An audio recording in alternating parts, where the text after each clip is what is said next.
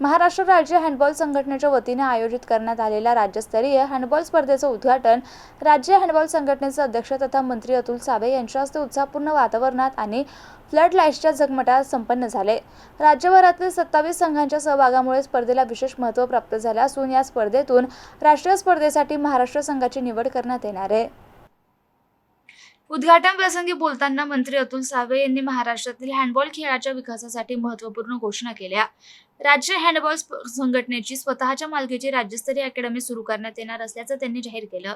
तसंच गुणवंत हँडबॉल खेळाडूंना प्रोत्साहन देण्यासाठी शिष्यवृत्ती योजना सुरू करण्यात येणार असून ग्रामीण भागातील खेळाडूंना अधिक संधी उपलब्ध व्हाव्यात यासाठी तालुकास्तरीय हँडबॉल लीग स्पर्धा आयोजित करण्यात येणार असल्याचं त्यांनी सांगितलं। या उद्घाटन सोहळ्यात जिल्हा हँडबॉल संघटनेचे अध्यक्ष तथा माजी आमदार श्रीकांत जोशी, महाराष्ट्र ऑलिम्पिक संघटनेचे सहसचिव डॉक्टर उदय डोंगर, महाराष्ट्र ऑलिम्पिक संघटनेचे कार्यकारी सदस्य सतीश इंगळे, राज्य हँडबॉल संघटनेचे सचिव रणधीर सिंग, राज्य हँडबॉल संघटनेचे सहसचिव पंकज वारसाखरे, स्पर्धेचे मुख्य आयोजक अजिंक्य सावे आणि आयोजक सचिव डॉक्टर सत्यजित पगारे यांची प्रमुख उपस्थिती होती। कार्यक्रमाचं सूत्रसंचालन डॉक्टर संदीप जगताप यांनी केले।